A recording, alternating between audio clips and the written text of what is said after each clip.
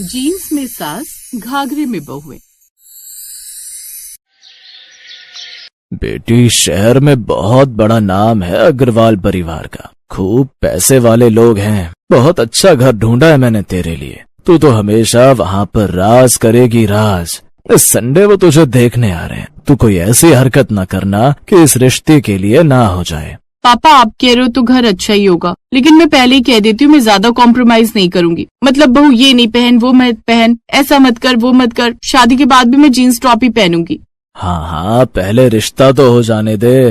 फिर संडे वाले दिन तुलाराम के घर के बाहर आकर बड़ी बड़ी गाड़ियाँ रुकती हैं, जिसमें से सुजाता अग्रवाल रिश्ता लेकर उनके घर आती है। कुछ देर बाद, भाई साहब, आपकी बेटी मेरे घर की चौथी बहू होगी। इससे पहले मेरी 3 बहुएं और मैंने आज तक उन्हें भी किसी चीज की कोई कमी ना रखी। ये कोई रोका टोकी ना की उनके साथ किसी भी चीज के लिए। हाँ, एक बात है जो मैं अपनी अरबों से कही हूँ, और वो है कि सलीके के कपड़े ओढ़ना पहनना। हम हरियाणा से हैं और वहाँ का पहनावा यानी कि घाघरा चोली तो जैसे हम लोग की शान है। अब मैं चाहती हूँ कि मेरे घर की बहुएं हमेशा घाघरा चोली में ही रहे।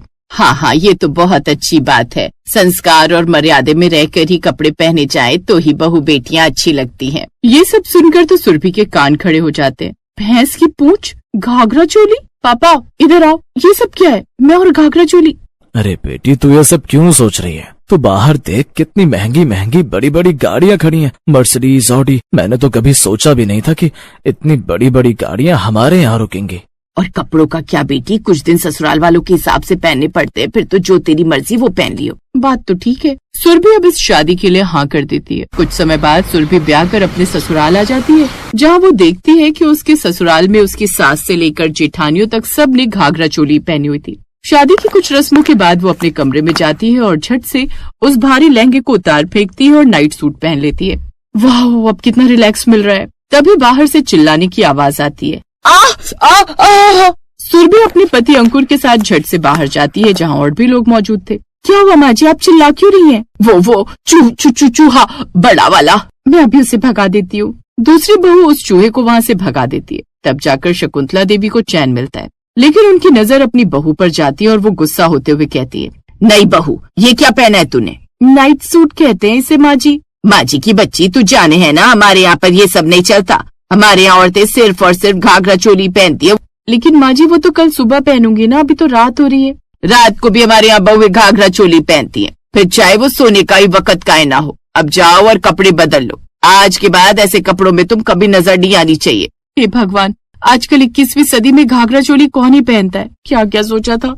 शादी के बाद अपने पति के साथ पब जाऊंगी, गोवा जाऊंगी, बिकनी पहनूंगी, लेकिन अब तो लगता है गोवा भी ये घाघरा चोली पहन कर ही जाना होगा। अब किन ख्यालों में खो गई? जाकर कपड़े बदल। काश वो चूहा माँ जी के घाघरे में घुस जाता तो मजा ले, कभी खुद भी किसी और को भी घाघरा चोली पहनने को बोल जाती। अब वो उदास मन से अंदर जाती है और घाघरा चोली पहन लेती है। फिर अगले दिन सुबह उसकी पहली रसोई आती है तो सबसे बड़ी बहू यानी कि अनीता उसके कमरे में दरवाजा खटखटाती है। देवरानी जी, जल्दी से तैयार होकर रसोई में आ जाइए, आज आपकी पहली रसोई है। कुछ देर बाद वो घाघरा चोली पहनकर रसोई में आती है। अब सुरभि खाना बनाने लगती है, लेकिन इन सब में उसे काफी वक्त लग जाता है। लेकिन वो खाना काफी अच्छा बना लेती थी। उसके हाथ का बना खाना सबको बड़ा पसंद आता है। अब सुरभि और उसकी जेठानियों को हर वक्त उस घाघरे में ही रहकर घूमना पड़ता था, जिससे उन्हें कई बार परेशानी भी होती है। ओफो, ये घाघरा इतना भारी क्यों है, जैसे किसी ने नीचे ईंट सी दी हो। इसमें तो ठीक से पोछा भी नहीं लगता, और मेरी चोली इतनी तंग है कि मैं इसमें सांस ही नहीं ले पा रही हूँ। ऐसा लगता है अभी बेहोश हो जाऊंगी। इसमें कितनी गर्मी लगती है।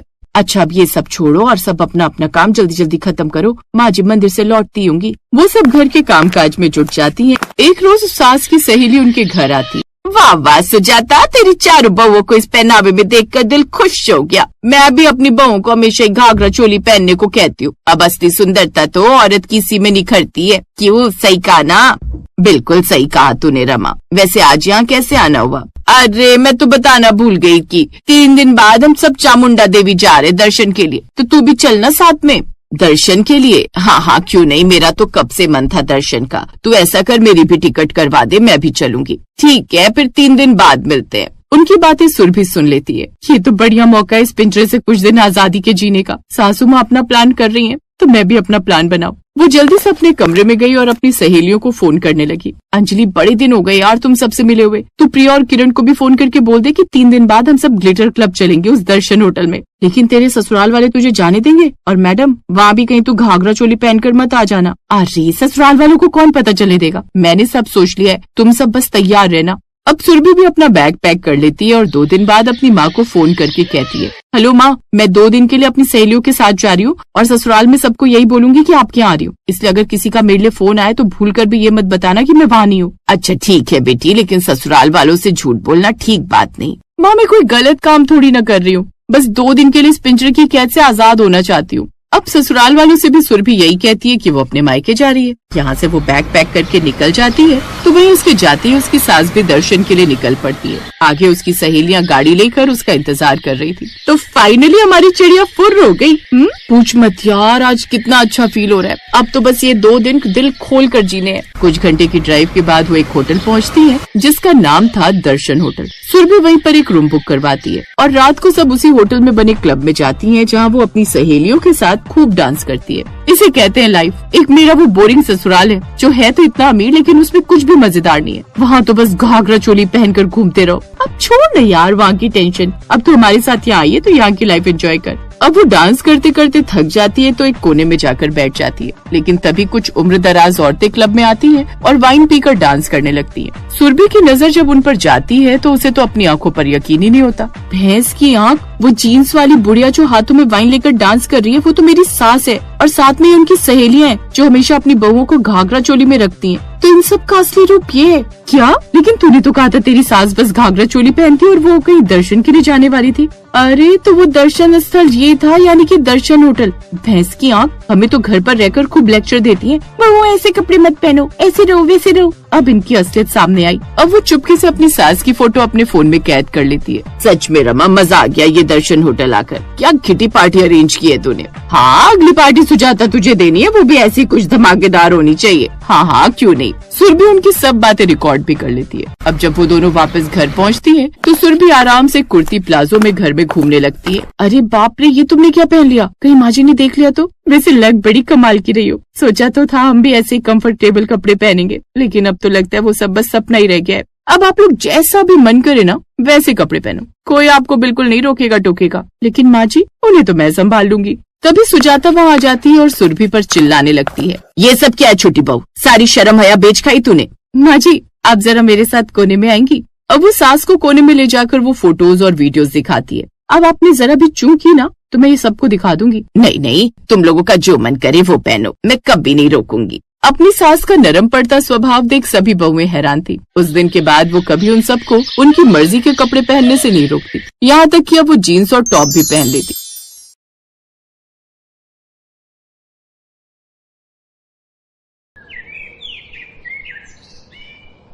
दिल्ली में मोहनलाल का एक बहुत ही प्यार भरा परिवार रहता था। मोहन अपनी पत्नी और 2 बेटों के साथ रहता था। बड़ा बेटा 10 साल का था जिसका नाम था मोहन और छोटा बेटा 8 साल का था जिसका नाम था रोहन। एक रात मोहनलाल की पत्नी पड़ोस में किसी कथा में गई हुई थी। तभी उनके पिता ने कहा, रोहन मोहन, काफी रात हो गई है, तुम्हारी माँ को आने में समय लग जाएगा, तुम दोनों खाना खा लो। थोड़ी देर बाद मोहन और रोहन की माँ घर वापस आ गई। इतनी देर क्यों लगा दी आपने? मुझे और रोहन को भूख लगी है। अरे बच्चों, तो तुम लोगों को खाना खाकर सो जाना चाहिए था ना। माँ आपको अच्छी तरह पता है ना कि हम दोनों भाई बिना आप दोनों के बगैर खाना नहीं खा सकते, फिर भी आप ऐसी बातें कर रही हैं। माफ करना बच्चों, चलो खाना खाते हैं। उसके बाद रोहन और मोहन ने अपने माता पिता के साथ मिलकर खाना खाया। ये उसके परिवार का नियम था कि सब लोग एक साथ ही खाना खाते थे। धीरे धीरे उनके दोनों बच्चे बड़े हो गए। मोहन की नौकरी एक बहुत अच्छी प्राइवेट कंपनी में लग गई और वहीं रोहन की नौकरी भी किसी दूसरी कंपनी में लग गई। फिर एक दिन उनके माता पिता आपस में बातचीत कर रहे थे। हमारे बच्चे अब बड़े हो चुके हैं और अपने पैरों पर भी खड़े हो चुके हैं, क्यों ना उनकी शादी कर दे। उसने इतना बोला ही था कि तभी पंडित जी वहाँ टपक पड़े। उन्होंने 2 लड़कियों की फोटो टेबल पर रखी और कहा, बहन जी, मैं ऐसी फिराक में था कि आप दोनों के बेटों की शादी करवा दूं। ये दोनों लड़कियां सगी बहनें हैं। मैं तो कहता हूँ एक ही मंडप के नीचे दोनों की शादी करा दीजिए। अरे पंडित जी, ये आपने बहुत अच्छा रिश्ता ढूंढा। दोनों बहनें आ जाएंगी तो आपस में लड़ेंगी नहीं, पर हाँ, शादी के बाद हमारे बच्चे बदल सकते हैं। मैं अपने बेटों को बिल्कुल बदलने नहीं दूंगी, कंट्रोल में रखूंगी सबको। अगले दिन मोहनलाल पंडित जी और अपने परिवार के साथ लड़की वालों के घर चला गया। दोनों ही लड़कियां रागिनी और राधिका बहुत सुंदर और संस्कारी थी, इसीलिए दोनों की शादी तय हो गई। कुछ ही महीनों बाद मोहन की शादी राधिका के साथ और रोहन की शादी रागिनी के साथ हो गई। पहली रसोई पर दोनों बहुओं ने मिलकर खाना बनाया। सासू माँ, ससुर जी, खाना बनकर तैयार हो गया है, आप दोनों गर्मा गर्म खाना खा लीजिए, क्योंकि हमारे पतियों को तो आने में टाइम लग जाएगा। उनका फोन आया था। बहू, पहले तो अब हमेशा दोनों को पर्दे में ही रहना है, अकेले में भी घूंघट डालकर रखना। दूसरी बात, अगर हमने पहले खाना खा लिया ना, तो तुम दोनों के पति तुम दोनों को ही ताने मारने लगेंगे, क्योंकि बचपन से उनकी आदत है, वो हम दोनों के बगैर खाना नहीं खाते। दोनों ने घूंघट डाल लिया। अरे नहीं माँ जी, उन्होंने तो हमें फोन करके कहा कि मम्मी पापा को खाना खिला देना, उन्हें आने में टाइम लग जाएगा। ये सुनकर उनकी सास को सदमा लगा। उन्होंने कहा, शादी से पहले जब हम दोनों को कहीं बाहर से आने में देर हो जाती थी, तब तक हमारे बेटे खाना नहीं खाते थे, तो हमारा भी फर्ज बनता है कि उन्हें आने में चाहे जितनी देर हो जाए, हम खाना नहीं खाएंगे उनके बगैर। दोनों बहुएं मुंह बनाकर अपने अपने कमरे में चली गई। जब रात को मोहन और रोहन घर आए, तब एक साथ बैठकर सभी ने खाना खाया। खाना खाने के बाद अपने अपने कमरे में। राधिका, तुम्हारा मुंह क्यों फूला हुआ है? तुम दोनों भाई अभी तक छोटे बच्चे हो क्या? मैंने कितने मन से खाना बनाया था, सोचा था कि हम दोनों अपने कमरे में एक ही थाली में खाना खाएंगे। आप एक निवाला मुझे खिलाओगे और मैं एक निवाला आपको खिलाऊंगी। पर सासू माँ और ससुर जी तो अभी तक बच्चे ही हैं, ऊपर से हमें पर्दे में भी रखना चाहती हैं। इतनी छोटी सी बात पे नाराज हो गई तुम टेंशन ना लो, कल तुम चुपके से अपना खाना हमारे कमरे में रख लेना। मैं देर से आऊंगा, कोई ना कोई बहाना बना दूंगा, और घूंघट डाल लोगी तो क्या होगा। वहीं दूसरे कमरे में रागिनी और रोहन भी यही सब बातें करने लगे। खैर, अगली रात राधिका ने खाना लाकर टेबल पर रख दिया। वहां पर उसके सास ससुर भी बैठे थे। सासू माँ, ससुर जी, मोहन ने बोला है कि उन्हें आज आने में लेट हो जाएगा और मैं आप दोनों को खाना खिला दूं। अगर मैंने आप लोगों को खाना नहीं खिलाया तो वो मुझ पर गुस्सा करने लगेंगे। पहले अपना घूंघट थोड़ा और नीचे कर, और दूसरी बात, मोहन कोई गुस्सा नहीं करेगा। मैं अपने बेटे को अच्छी तरह जानती हूँ, भले ही वो बाहर से खाना खा कर आए, फिर भी हमारे साथ वो खाना जरूर खाता है। एक बार फिर से राधिका का मुंह बन गया। देर रात जब मोहन घर आया, तब सब खाने की टेबल पर ही बैठे थे। रोहन और उसकी बीवी भी वहीं पर थी। माँ, मैंने राधिका से कहा था कि आप दोनों को खाना खिला दे। आप लोगों ने अभी तक खाना नहीं खाया। मेरी कंपनी में आज एक पार्टी थी तो वहीं खाना खा लिया था मैंने। अरे बेटा, शादी से पहले भी तो कंपनी से खाना खाकर आता था कभी कभी, लेकिन फिर भी हमारे साथ थोड़ा बहुत खाना तो खा ही लेता था। बैठ जा, खाना खा ले। पिताजी, अब मैं बच्चा नहीं रहा, और वैसे मेरे पेट में गैस बन रही है, मैं नहीं खा सकता। इतना बोलकर मोहन सीधा अपने कमरे में चला गया। अरे कोई बात नहीं भाभी, आप हमारे साथ बैठकर खाना खा लो, भैया का मूड नहीं होगा आज। अरे नहीं देवर जी, मैंने तो आज व्रत रखा है, आप लोग आराम से खा लीजिए। इतना बोलकर राधिका अपने कमरे में चली गई। इधर उसके सास ससुर को दुख हुआ। तुम तो इन्हें पर्दे में रखने वाली थी, अब कुछ समझ आ रहा है। हमारे घर में पर्दे के ऊपर एक दूसरा पर्दा पड़ने वाला है जल्द ही। दूसरी तरफ राधिका और मोहन एक ही थाली में एक दूसरे को खाना खिला रहे थे। अब तो तुम खुश हो ना मेरी प्यारी राधिका? हाँ, अब मैं बहुत खुश हूँ। कम से कम सास ससुर को सोचना चाहिए कि शादी के बाद अपने बच्चों को थोड़ी प्राइवेसी देनी चाहिए। वो लोग तो अभी बिल्कुल बच्चा समझते हैं तुम दोनों को। हर वक्त सासू माँ हमें पर्दे में रखना चाहती है, हमारी भी कोई आजादी है। खैर, ऐसे ही दिन बीत रहे थे। एक दिन रोहन के माँ बाप ने उससे कहा, अरे रोहन बेटा, 2 दिन बाद मोहन का जन्मदिन है। मैं सोच रही हूँ कि ये जन्मदिन पूरा मोहल्ला देखे। बड़ी धूमधाम से करेंगे उसका जन्मदिन इस बार। अरे माँ, अगर ऐसा कोई प्लान था तो मुझे पहले बताना चाहिए था। मैंने तो रागिनी के साथ कल ही कश्मीर जाने का प्लान बना लिया है, टिकट भी हो गई है। कोई बात नहीं बेटा, रहने दे। रोहन अपने कमरे में चला गया। वहाँ पर रागिनी मौजूद थी। आपने मुझे बताया नहीं कि हम लोग कश्मीर जाने वाले हैं। अरे क्या बताऊं रागिनी, ये प्लान तो अभी अभी बना। भैया के जन्मदिन में पूरा मोहल्ला आएगा, मेरा ही सारा पैसा खर्च होगा। हम लोगों की भी कोई जिंदगी है कि नहीं? कल ही हम लोग कश्मीर चलते हैं। रागिनी और रोहन अगले दिन कश्मीर घूमने निकल गए। दूसरी तरफ अपने जन्मदिन वाले दिन मोहन भी अपनी पत्नी को लेकर मनाली घूमने निकल गए। अब उनके माँ बाप दुखी हो गए। अरे उदास मत हो तुम, शादी के बाद अच्छे अच्छे बदल जाते हैं। सब बदल जाते हैं, ये तो मुझे पता था, लेकिन मुझे ये नहीं पता था कि मेरे बच्चे भी बदल सकते हैं। एक ही छत के नीचे रहकर सभी लोग पर्दे में रहने लगे हैं। दोनों भाइयों की जिंदगी तो अलग अलग रास्ते पर ही चली गई है। तो इस तरह से अब दोनों भाई अपना पूरा टाइम अपनी बीवियों को ही देने लगे। न ही वो किसी फैमिली फंक्शन में जाते थे और न ही घर में एक साथ बैठकर खाना खाते थे। कुछ सालों बाद रागिनी ने एक सुंदर बेटी को जन्म दिया, वहीं राधिका ने एक बेटे को जन्म दिया। कुछ महीनों बाद मोहन और रोहन अपनी अपनी बीवियों के साथ अपने माता पिता के सामने आए। माँ, पिताजी, हम लोगों ने फैसला किया कि हम दोनों अपने बच्चों का मुंडन हरिद्वार चलकर करेंगे। ये तो बहुत अच्छा सोचा है तुम दोनों ने। अच्छे से जाओ, अपने बच्चों का मुंडन कराओ। किसी चीज की कमी हो तो बताना। ये क्या कह रहे हैं आप लोग? आप लोग हमारे बच्चों के मुंडन में शामिल नहीं होंगे? बच्चों, अगर ऐसा कुछ था तो पहले बताना चाहिए था। मैं और तुम्हारे पिताजी ने तीर्थ यात्रा पर जाने का प्लान बना लिया है और टिकट भी करा ली है। अपने माँ बाप के मुंह से ये लफ्ज सुनकर पहली बार मोहन और रोहन को झटका लगा।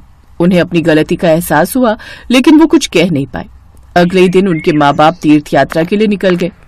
उनके जाने के बाद दोनों भाइयों ने फैसला किया, भैया, जब हमारे बच्चों के मुंडन में हमारे माँ बाप ही शामिल नहीं होंगे तो हम हरिद्वार जाकर क्या करेंगे? ऐसा करते हैं, इसी घर में अपने बच्चों का मुंडन कर देते हैं और किसी को बुलाएंगे नहीं। सही कह रहे हो रोहन। तभी वहाँ पर दोनों की बीवियां आ गई। ये सब कुछ हम दोनों की वजह से हुआ है। शादी के बाद हम दोनों ने सिर्फ अपने बारे में ही सोचा, अपनी प्राइवेसी के बारे में सोचा। हमने अपने माँ बाप को कष्ट दिया, इसलिए भगवान ने हमारे साथ ऐसा किया। दीदी बिल्कुल सही कह रही है भैया। जब भी हमारे माँ बाप कोई प्लान बनाते थे तो हम वो प्लान टाल देते थे।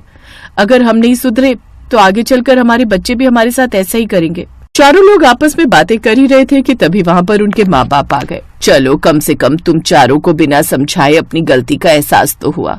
एक ही छत के नीचे पर्दे में नहीं रहना चाहिए।